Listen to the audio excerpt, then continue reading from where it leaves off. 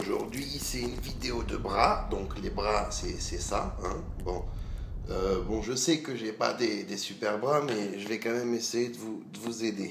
Hein. Je vais vous dire ce que je sais, des types de trucs que je connais. Bonjour à tous. Alors déjà, en premier lieu, je voulais vous remercier. Je vais le faire vite fait en anglais. Thank you guys for watching my videos, for commenting, for dropping me that much message on my inbox, on my wall, on my videos.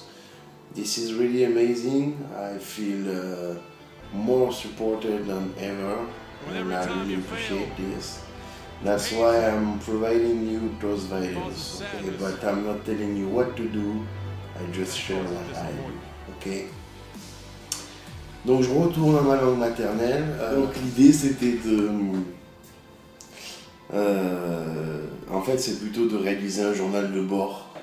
Ok, toutes ces vidéos que j'ai faites, les 103 ou 104 ou plus, c'est voilà, c'est l'histoire de ma vie. C'est à la base, hein, c'est pour moi, hein, mais voilà, j'essaie de rendre ça utile. Bref, le mot que je veux faire passer, c'est que je suis pas là pour dicter quoi que ce soit, juste que je partage mon expérience.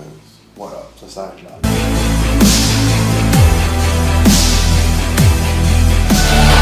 Everybody here, everybody watching, I won't be stopped, I can't be stopped.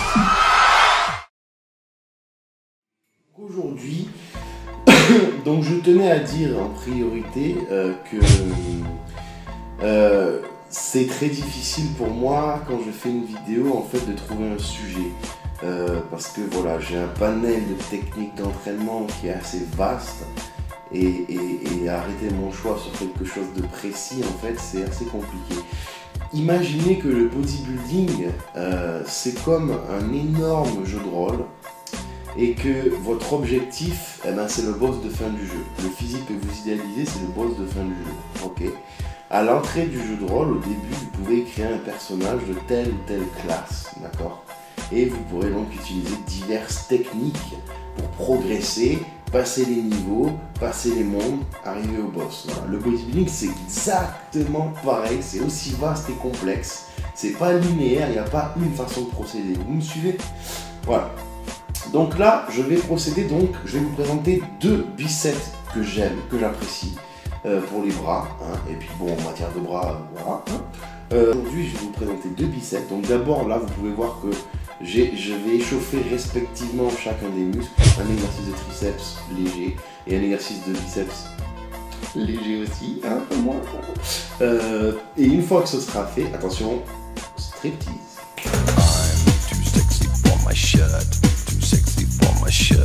Yeah.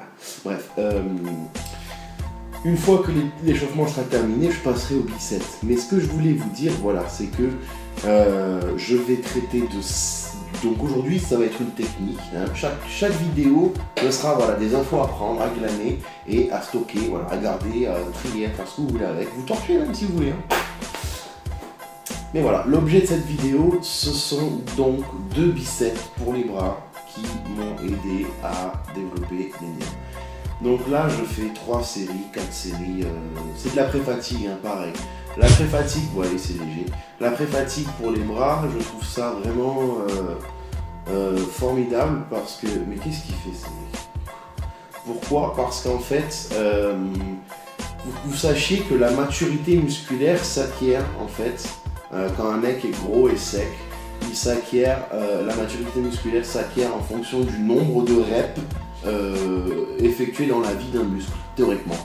Voilà. Concrètement, moi, pour parler à titre personnel, vous allez voir mes bras veineux, gros, dessinés, écorchés, et mes abdos moins écorchés, moins dessinés. Bon, certains faits font que je ne peux pas les travailler, j'y reviendrai plus tard, mais bref, j'ai fait moins d'abdos dans ma vie que de bras. Putain, encore une série? Ouais, j'aime ça.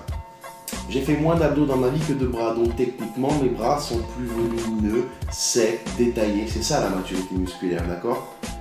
Donc, faire de la pré-fatigue, donc là on va passer donc à l'échauffement des biceps. Donc faire de la pré-fatigue, en fait, ça va contribuer au nombre de reps total dans la durée de vie de mes muscles. Voilà. Faire beaucoup de reps, même légères, ça contribue à ce total. Et donc ça donne un aspect, c'est magnifique à la fin, j'aime ça, les gros bras, gros veineux, voilà. Faut que vous sachiez que j'ai un peu l'impression de commenter une balade sur le bord du canal. Je me fais un peu chier, je parle à un iPhone et je regarde une vidéo. Donc si je pars en couille, ne m'en voulez pas. Hein. Donc là, je vais progresser un petit peu dans les poids parce que c'est vrai que le big taggle, les biceps légers, voilà, donc un petit peu de curl à 10 kg. Donc voilà, l'idée en fait c'est que je vais faire des biceps lourds, d'accord. Le centre de ma séance, le gros de ma séance, ça va être 2 biceps assez lourds, ok. Donc je fais de la pré-fatigue, je me fatigue pas trop là, la pré-fatigue, fatigue c'est comme mot, hein. Là je me fatigue pas, là je me prépare, voilà. J'aurai des muscles échauffés, déjà un peu congestionnés, étirés, voilà, je m'étire un petit peu aussi. Donc tout ça c'est en préparation des séries suivantes. Le curl, un peu plus lourde, là il y a, non toujours pareil, enfin si, non toujours pareil. Donc une fois que ça se sera fait, je passerai à un biceps, donc entre développer couché prise serré qui va développer la masse des triceps et du curl marteau lourd qui va également développer la masse du biceps, surtout l'épaisseur de face et le brachial également l'avant-bras. Voilà. Donc là, une série un peu plus longue, parce que je suis pas très confortable. Oui, bonjour monsieur, oui, bonjour.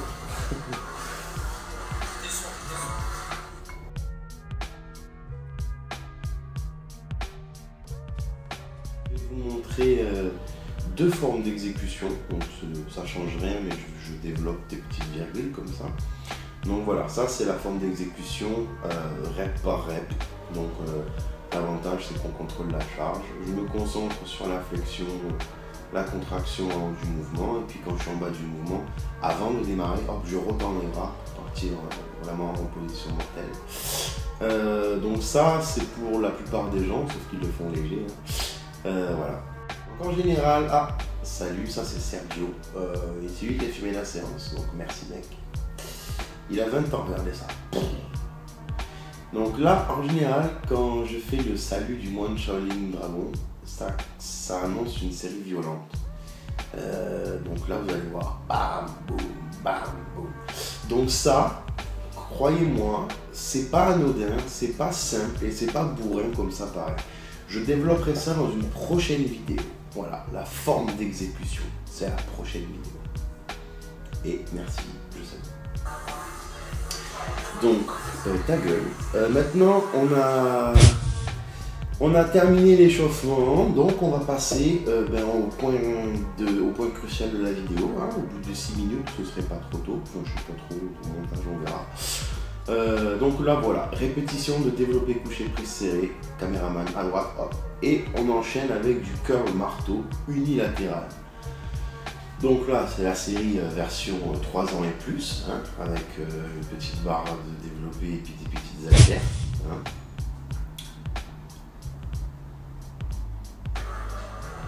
Là, je découvrais l'iPad là. Alors par contre, c'est chiant ces histoires de son là. Hein. Va falloir apprendre à monter. Hein. Donc voilà, on va chercher les grosses haltères de 40 ou quelques, je sais plus trop. Entre temps, on a chargé la barre ou on va la charger. Voilà, on amène les poids. On va passer au niveau 2. Hop. Donc pourquoi ce bicep entre ces 2 exercices? Eh bien parce que le développé couché prise serré, ça développe la masse des triceps. C'est un exercice sur lequel on peut charger. Et pourquoi le curl marteau? Bien parce que c'est un exercice qui développe le biceps brachial ainsi que le brachial. Et ce sont des muscles qui contribuent au visuel épais de face d'un biceps. Voilà. Il y a plusieurs façons d'entraîner les bras, comme j'ai expliqué, et c'en est une, la version épaisseur. Donc on enchaîne avec du curl, marteau, pareil. Donc le nombre de reps, vu que c'est un bicep, on peut l'amoindrir un petit peu. Je fais 8 reps environ au développé, et puis ensuite j'essaye de faire une dizaine de reps. Bon, alors ça c'est un nouveau prototype d'exercice. Je te lance le décontinuer. Ça, on m'a demandé de mettre une serviette. Il paraît que je transpire. Donc on augmente encore la charge, comme je dis tout à l'heure. Pyramidal. All the way, baby. Ça c'est super drôle. C'est vraiment là. Ouais. Tu peux te reposer. Ouais. Bref, on enchaîne avec. Donc ça c'est la grosse série. Oh, le mec se gratte, là j'hallucine. Donc bon, le développé couché prise serrée, pour ceux qui suivent mes vidéos depuis un certain temps, vous avez vu que j'en fais souvent, vraiment. Ça m'a permis de développer l'épaisseur de mes triceps, ça m'a permis de travailler sur la portion sternale de mes pectoraux. Les pectoraux étant un petit peu mon point faible depuis pas mal de temps. Bon, j'ai les 2 pecs déchirés, pour ceux qui ne savent pas, je pense que là derrière vous pouvez bien le voir. J'ai les 2 pecs déchirés, mais tout va bien. Les pecs étant un petit peu mon point faible, c'est parti d'une idée en fait de rajouter du travail sur les pectoraux dans une séance de bras pour faire plus de fois les pecs dans la semaine. Et donc là voilà, petite variante, cette fois-ci assis. Qu'est-ce qui change quand je m'assois? Tout simplement, c'est un petit peu plus isolé donc sur les bras parce que c'est moins impossible de tricher. Voilà. Je disais que ces 2 exercices, je les faisais depuis très longtemps. J'ai commencé à les faire quand j'avais 16 ans et là, la suite de l'histoire. Qu'est-ce que tu veux, toi? Elle rentre chez toi. Laisse tomber, les gros. Ouais, carrément. Donc là, on enchaîne avec le deuxième biceps. Donc je vais dans la pièce où il y a les belles ombres. Tout simplement. Donc c'est du curl en prise marteau, mais à la barre. Faut savoir que tout ce qui est prise marteau, en fait, ça va développer l'épaisseur, on va dire, de face. Parce que ça fait travailler le biceps brachial, qui en fait se trouve vers l'extérieur de votre bras. Ok, c'est les gens qui font pas de prise marteau vont avoir des biceps, vous savez, qui plongent vers l'intérieur. Et du coup, c'est très joli de profil dans le side chest, par exemple. Mais de face, relaxer les énormes bras, façon Roy Winkler, curl marteau. J'enchaîne avec du overhead push down. Alors cet exercice, en fait, cette combinaison, je la fais pour une raison assez technique, mais je vais essayer de vous expliquer. Le curl brachial, le curl en prise marteau pour le brachial, en fait, ça va travailler la partie externe de mon biceps et la partie basse, ok, en bas, proche du brachial, proche de l'avant-bras.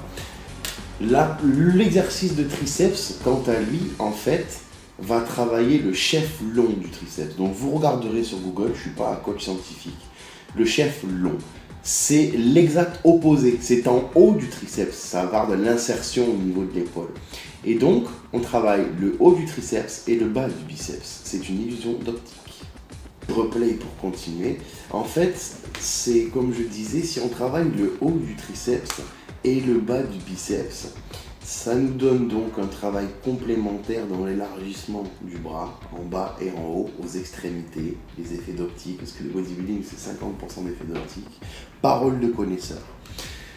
Et donc ça ouvre l'opportunité à une vidéo suivante sur développer du coup l'inverse, le haut du biceps et le bas du triceps.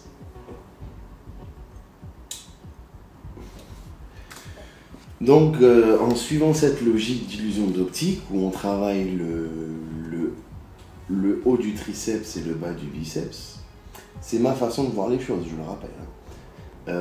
On va continuer l'idée en essayant de travailler l'autre portion du biceps, donc la partie biceps en général, celle que vous travaillez même sans la localiser, c'est ça qui bosse chez vous. Quand je dis vous, c'est quand on fait du curl, voilà, c'est la partie brachiale, biceps brachial qui intervient. Donc cet exercice de curl à la poulie travaille plus haut, la partie plus haute, puisque l'amplitude est plus élevée, donc la contraction se situe plus haut. Et là, le drame en fait, c'est que l'appareil que j'utilisais pour filmer n'avait plus de batterie. Donc j'enchaîne avec d'autres clips, mais c'est pareil. L'exercice qui va me permettre de travailler la partie externe du biceps, donc là en fait vous pouvez voir hein, la congestion de mon biceps, j'ai le haut du biceps qui est clairement congestionné, hein. C'est indubitable, hein. Là c'est pas du tout ambigu. Bref, je vous en ai prévenu.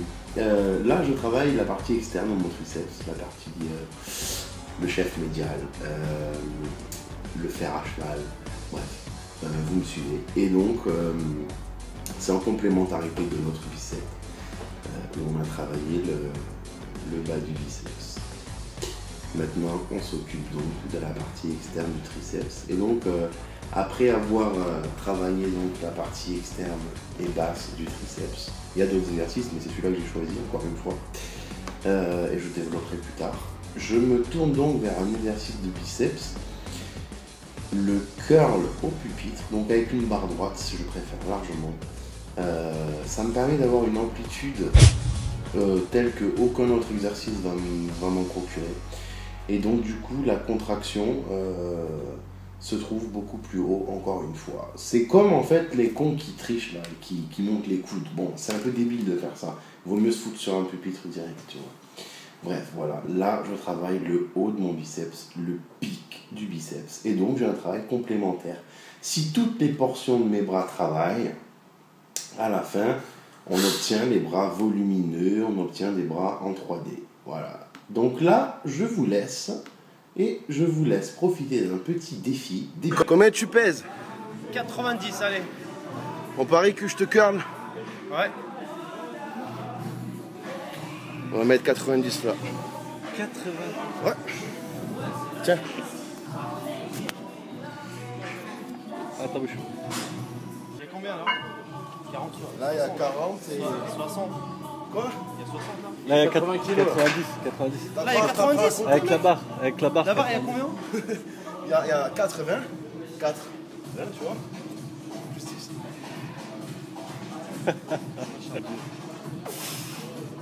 Bon poids.